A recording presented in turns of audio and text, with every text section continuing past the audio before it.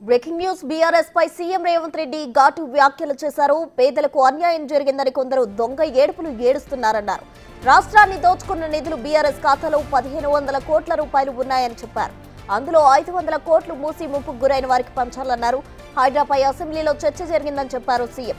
ఆ రోజు సూచనలు ఎందుకు చేయలేదని నిలదీశారు. కేటీఆర్, హరీష్ రావు, సబితా కుమార్ల ఫామ్ హౌస్లు కూల్చాలా వద్దా చెప్పాలని ముఖ్యమంత్రి ప్రశ్నించారు.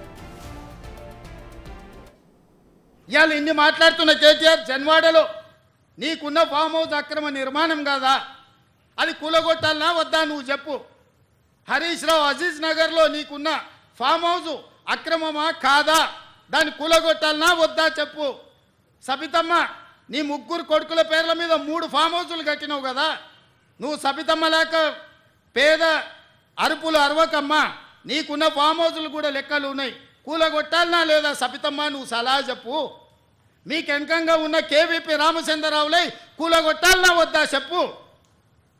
ఇవాళ అక్రమంగా ఫామ్ హౌసులు నిర్మించుకొని మీ ఫామ్ హౌసుల మీద ఎక్కడైతే తొలగింపు ఏటు పడుతుందో మీ ఫామ్ హౌసులు కూలుతాయని చెప్పి ఇవాళ పేదలను రక్షణ కవచంగా పెట్టుకొని ఇవాళ మీరు నాటకాలు ఆడుతున్నారు. ఇవాళ పేదలకు అన్యాయమైందని ఏడుస్తున్నారు కదా. ఈ తెలంగాణ రాష్ట్రాన్ని దోసుకున్న నిధులు మీ పార్టీ ఖాతాలో 1500 కోట్లు ఉన్నాయి. ఒక 500 కోట్లు తీసి ఆ మూసీలో మునిగిపోయిన వాళ్ళకి పంచిపెట్టండి. మీకు అధికారంలోకి రాకంటే ముందు తొడుక్కోవడానికి చెప్పులు కూడా లేవు కదా. ఈరోజు 1500 కోట్ల రూపాయలు మీ పార్టీ ఖాతాలో ఉన్నాయి. అది ఎవరి సొమ్ము? తెలంగాణ ప్రజల సొమ్ము కాదా?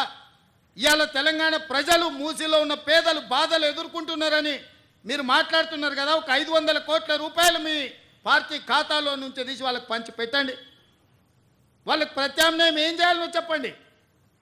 ఈరోజు ఈ ప్రభుత్వం సిద్ధంగా ఉంది వినడానికి. హైడ్రా గురించి అసెంబ్లీలో చర్చ పెట్టినప్పుడు ఈ సన్నాసులు పారిపోయినారు, మాట్లాడలేదు. హైడ్రా మీద అసెంబ్లీలో చర్చ జరగలేదా?